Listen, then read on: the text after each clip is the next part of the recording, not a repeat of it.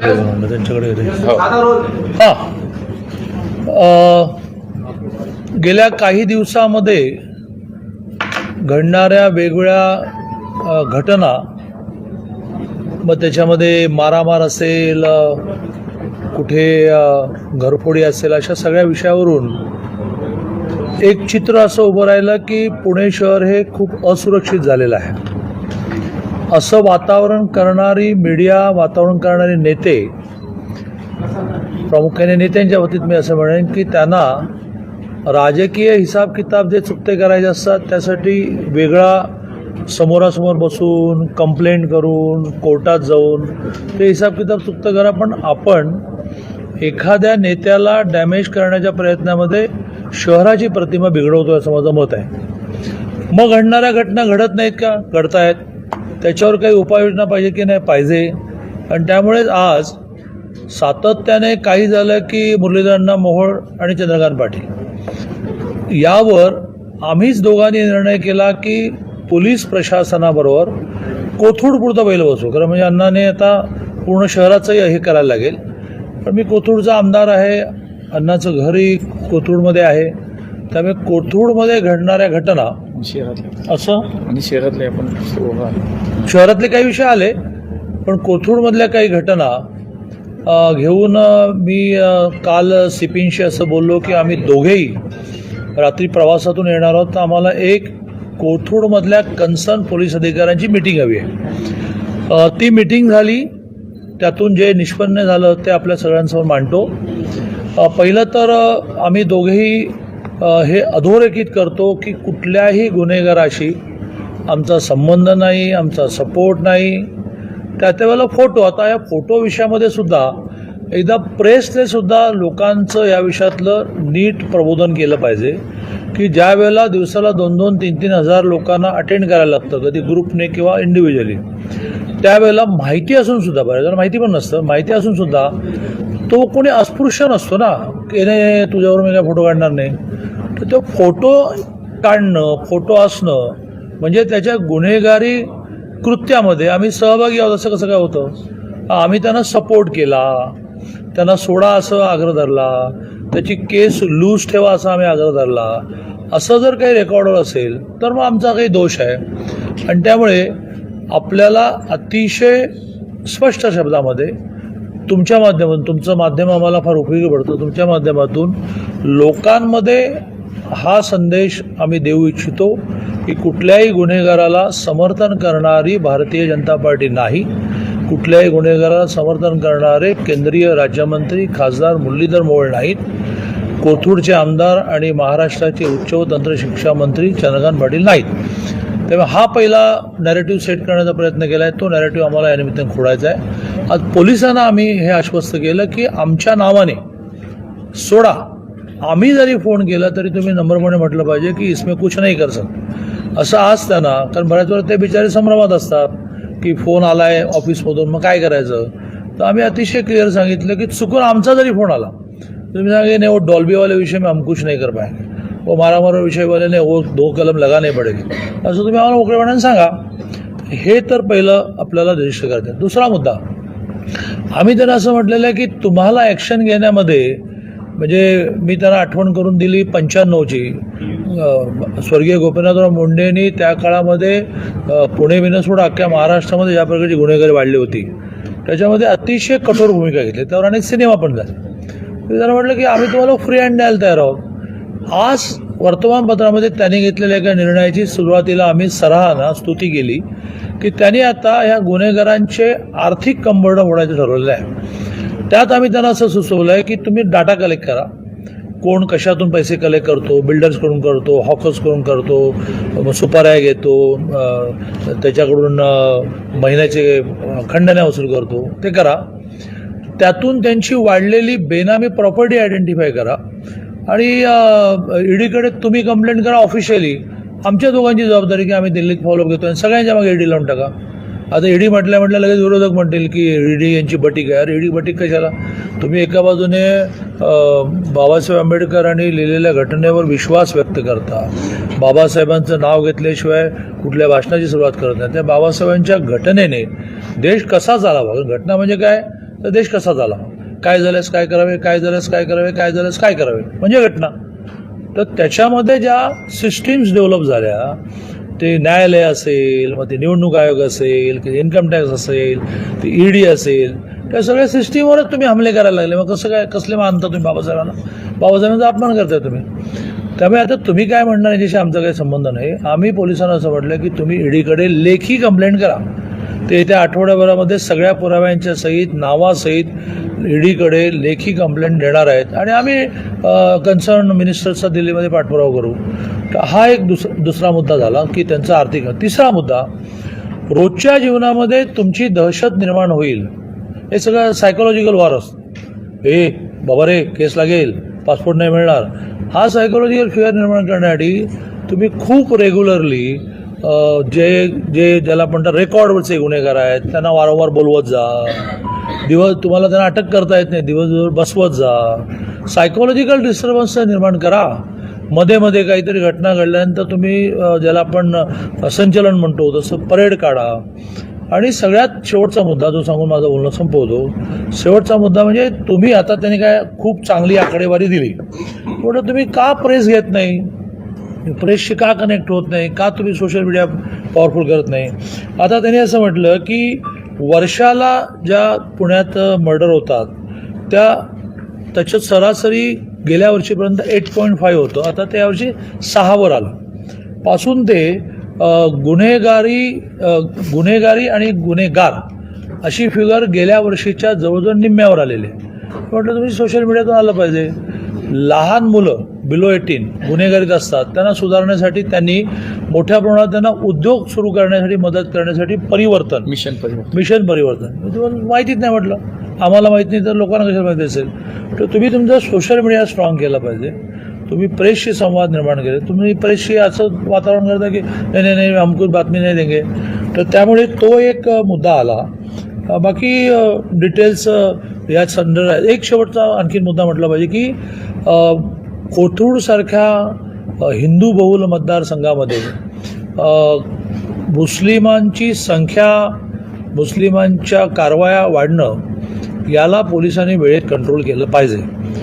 मग तो इथल्या दर्ग्याचा विषय असेल किंवा काय असेल, म्हणजे रफीक मुसलमान आहे मग ते हिंदू मुस्लिम करायचं की नाही, का 2 वडर समाजातल्या मारामारीमध्ये कोणाच्या एकाच्या बाजूने रफीक गेला, रफीक शेख आहे ना आडनाव, रफीक शेख वर केसेस असतील तर कारवाई करा. कशासाठी राज्यमंत्री केंद्रीय मुरलीधर मोळांशी त्यांचा संबंध, त्यांनी असं पोलिसांनी सांगितलं की रफीक पे कुछ ॲक्शन मत लो. त्यामुळे केवळ एका बाजूने रफीक म्हणून हिंदू मुस्लिम न करता पण हिंदू मुस्लिम विषय कोथरूडमध्ये डेव्हलप होत चालला, आता अतिशय संत गतीने चालला आहे. त्याच्यावर वेळेत पोलिसांनी लक्ष दिलं पाहिजे. इथल्या दर्ग्याच्या विषयामध्ये चॅरिटी कमिशनर पुढे नीट केस चालली पाहिजे की इथले ट्रस्टी कोण आहेत आणि इथे दर्गा आहे का काय आहे, मग उरूस, बाहेरून मंडळी येणं, नमाजाला सुरुवात होणं. त्यामुळे हिंदू मुस्लिम या विषयामध्ये आम्ही असे ज्याला म्हणताय की बुरसटलेल्या विचाराचे नाही. आम्ही ज्या विचारापासून प्रेरणा घेतो राष्ट्रीय स्वयंसेवक संघ, त्या संघाने हिंदू या विषयाची व्यापक कल्पनाच मांडलेली आहे की जी पूजा पद्धतीशी जोडलेली नाही. काही पूजा नाही करत, देव मानत नाही, तोही हिंदू आणि तोही आमचा संघाचा स्वयंसेवक आहे. तर उपासना पद्धतीला कोणाचा विरोध आहे, पण उपासना कुठेही करायची, उपासना कशीही करायची, दुसऱ्याच्या उपासनाला विरोध करायची आणि म्हणायचं की मग तुम्ही सर्व धर्मसमभावामध्ये सर्व धर्मसमभाव आहे, तुमच्याही धर्माला रिस्पेक्ट, आमच्याही धर्माला रिस्पेक्ट. आणि हा अँगलही आम्ही पोलिसांपुढे आणला आहे की अशा कारवायांकडे लक्ष ठेवलं पाहिजे. सामान्य मुसलमान बिचारा रोजची रोजीरोटीमध्ये अडकलेला असतो. 4 मुस्लिम नेते त्यांच्या स्वार्थासाठी काही करत असतील तर त्याला हिंदू मुस्लिम रंग देणं कारण नाही, पण ते त्या दिशेने चाललं नाही ना, याची पण काळजी पोलिसांनी घेतली पाहिजे. आज जरा मला वाटतं कोथरूड इथल्या घटना यावर कॉन्सन्ट्रेट करू, बाकी गोष्टी आपण अन्य वेळेला बोलू शकतो. सुरुवातीला निलेश गायकवाड प्रकरणामध्ये सातत्याने तुमचं नाव घेतलं गेलं, तुमच्यासोबत समीर पाटलांचं नाव जोडलं गेलं. जवळपास महिनाभर तुमचं नाव याच्यामध्ये घेण्यात येत होतं. पण आता तुम्ही समोर आलेला आहात किंवा कारवाईची अपेक्षा तुम्ही केली आहे, तर सातत्याने जी बदनामी आहे ती निलेश दायवळचे आणि माझे संबंध या विषयावर तुमच्याकडे काही पुरावा आहे का दंगेकरांकडे पुरावा? एक मिनिट, तुम्ही मांडलं आता मी मांडलो. आणि त्यामुळे आम्ही केवळ राजकीय क्षेत्रामध्ये काम करताना उठसूट अब्रू नुकसानीचे दावे लावायचे नसतात आणि त्याच्यातून काही निष्पन्न पण होत नाही. आणि दंगेकर हे एक वेगळं व्यक्तिमत्व निर्माण झालं. अदरवाईज या शहरामध्ये सगळे राजकीय नेते एकमेकाची इतके हसून खेळून गप्पा त्यामुळे प्रत्येक गोष्ट ही कोर्टावर नेण्याचं काही कारण नाही. दंगेकरांच्या बाबतीत सुद्धा कारण नाही, कारण मग त्यांना वारंवार कोर्टाच्या चक्रात सुरू होणार. पण खरं म्हणजे मी अब्रू नुकसानाचा दावा लागला पाहिजे, कारण मी तर या राज्याचा सिनियर मिनिस्टर आहे. त्यामुळे काही पुरावे नसताना ही जी पद्धत सुरू झालेली आहे, काही पुरावे नसताना एखाद्याला डॅमेज करणार. म्हणून मी सुरुवातीला मांडलं होतं, तुम्हाला लक्षात नाही आलं की प्रश्न सोडवण्याच्या स्ट्रक्चरमध्ये सुटतात, ते प्रेसमधून नाही सुटत. प्रेसमधून तुम्ही त्या नेत्याची बदनामी करता, फरकच पडत नाही. पण तुम्ही शहराची बदनामी करा. या शहराकडे बघण्याचा दृष्टिकोन काय बाहेर होत चालला की इथे क्राईम फार वाढला. अरे इथे मोठ्या प्रमाणात इंडस्ट्री येते, एज्युकेशन इन्स्टिट्यूट येत आहेत, हॉस्पिटल्स येत आहेत, रिटायर्ड लोक राहायला येत आहेत, त्यांच्या मनामध्ये भीती निर्माण करताय काय. आमच्याशी पंगा आहे तर त्या आमच्याशी लढा ना, काय लढा. शहराची बदनामी कशाला करतो. त्यामुळे ना निलेश जायवळच्या विषयामध्ये ना समीर पाटलाच्या विषयामध्ये. समीर पाटील माझ्याकडे एम्प्लॉई. कसं काय एम्प्लॉई? मी तर गिरणी कामगाराचा पोरगा. हां, माझ्या वडिलांना पहिल्या महिन्यात 10 रुपये पगार होता, रिटायरमेंटला 1400 होता. तर समीर पाटील माझ्याकडे नोकरीला कशाला असेल. पण समीर पाटील हा कार्यकर्ता, मित्र, फोटो, त्या फोटोवरून निष्कर्ष काढणार. आमचे समीर पाटीलने 4 चुकीच्या गोष्टी केल्या आणि मी पोलीस स्टेशनला प्रेशराईज केलं. निलेश दायवळला पळायला मदत करणं, काय मोठा बाबा, मी गिरणी कामगारचा बाबा एवढा मोठा की दायवळला पळायला करतो. पण त्याला पासपोर्ट मिळण्यात मदत केली, ते नाव तुम्ही प्रेसवाल्यांनी मागे टाकलं. मी आता नावं नाही घेत, कारण मला कोणाची नावं घ्यायची नाहीत. माझी नावं घेण्याची घेऊन टाक. माझं नाव इतकं चांगलं आहे की वारंवार घ्या. पण त्याला पासपोर्ट कोणी मिळवून दिला, ते नाव आलं आहे.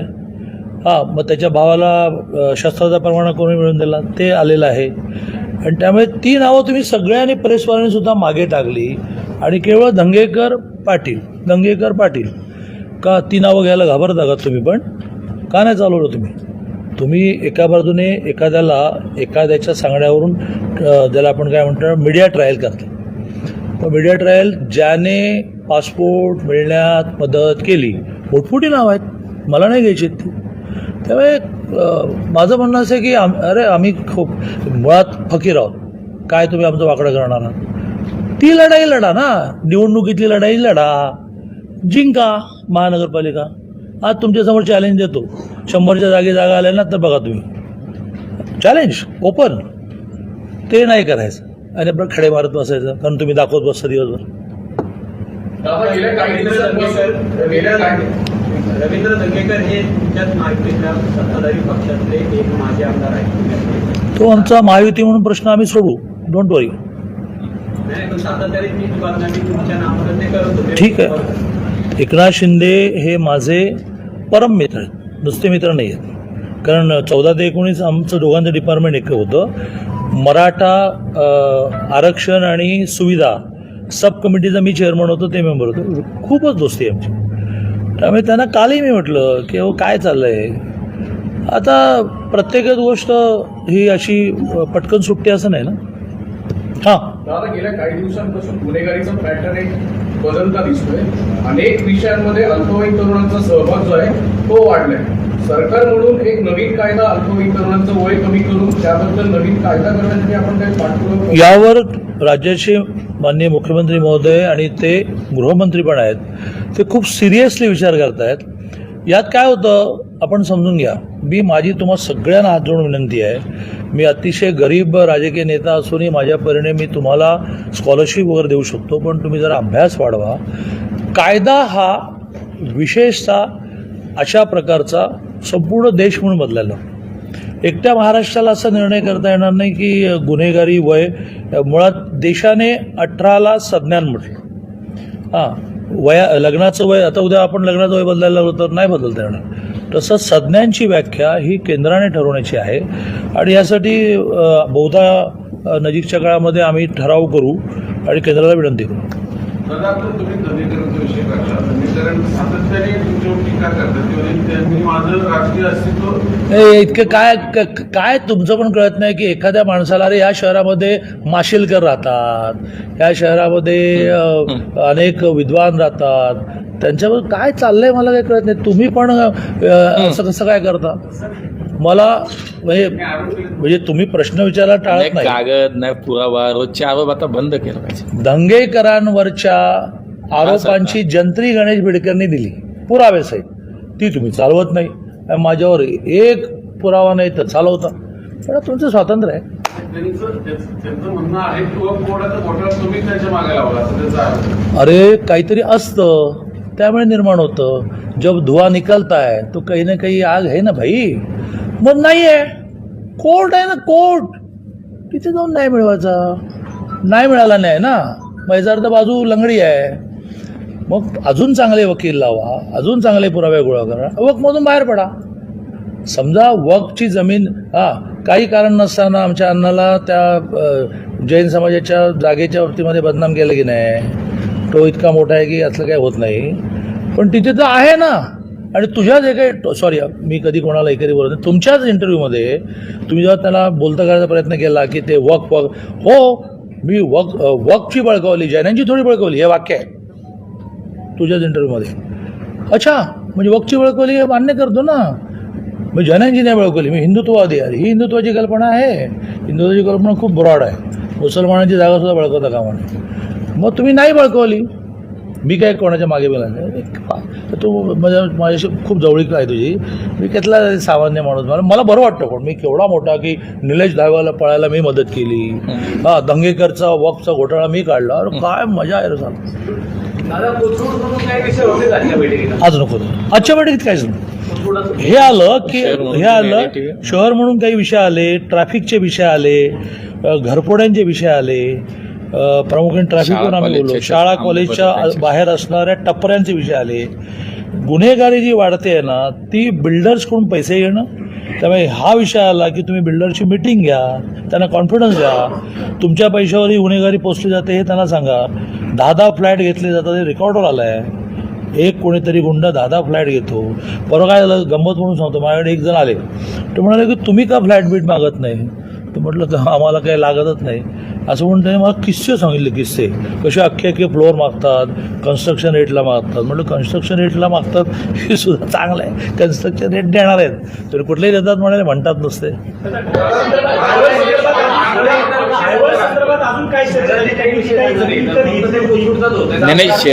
दहावळ विषयात चर्चा करणं हा माझा विषयच नाही, पोलिसांचा विषय आहे. त्याने आम्हाला इन्फॉर्मेशन दिली की बा आता ते पोलीस खूप राईट ट्रॅकला चालले आहेत.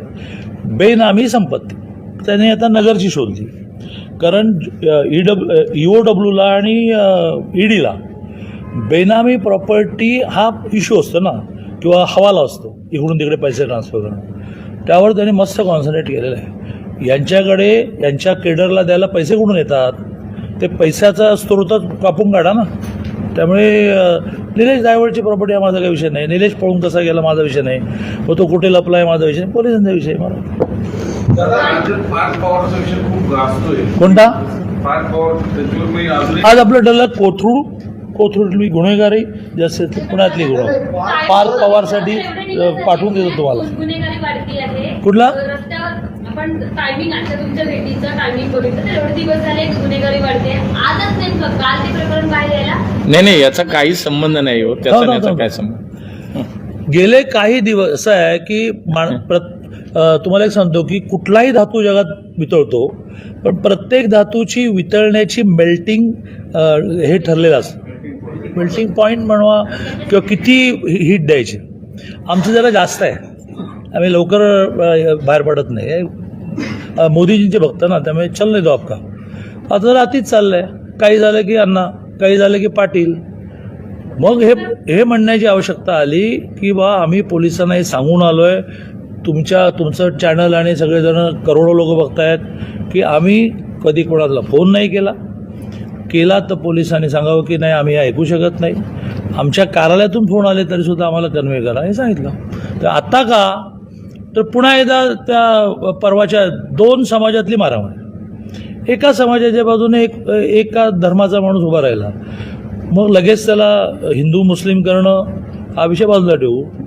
पण मग तो बीजेपीचा पदाधिकारी आहे, अण्णाचा मित्र आहे, चला पुन्हा अण्णाची लोकप्रियता सध्या फारच वाढत चालली. काही झालं की अण्णा पण एक हे वर्षात जर घेऊन केलं जातं अशी एक चर्चा आहे. तिकडे नवी मुंबईत गणेश नाईक टार्गेट करतात म्हणून त्याची ओके इकडे काढले जातात. तुमचं बहुतेक या महानगरपालिकेला तिकीट हवं आहे असं दिसतंय तुम्हाला. पण ते चला, तुम्हाला चला.